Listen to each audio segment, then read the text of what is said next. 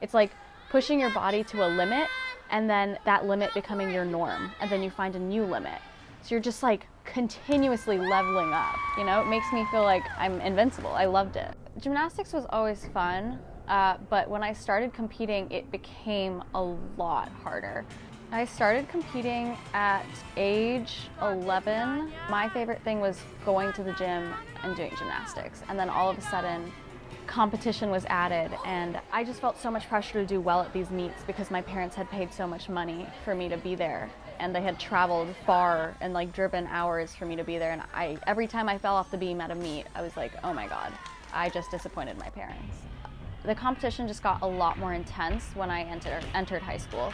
I was going to states and regionals, and I was dealing with, I guess, undiagnosed anxiety at the time, and I didn't understand why I would get so freaked out and stressed at competitions. But my favorite part about competitions is when they were over and I could go home. I think that is what made me realize I wanted to take a break. I had a shift in priorities where I wanted to get in touch with my inner child again, and I thought the best way to do that is to do what made me feel so safe and happy as a kid.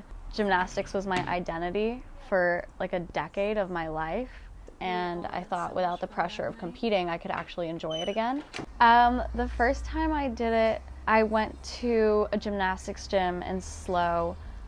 So I was nervous and excited, but I decided to just play around, and I started off on the tumble track, did some tumbling skills, and I was able to do a 1.5. It was all about like my mindset, and I feel like I was able to handle the pressure and the anxiety so much better now as an adult. Now it's purely for fun, you know, like I never have to worry about my form or if a judge is gonna dock me 3 points, if my routine has all the skills it needs.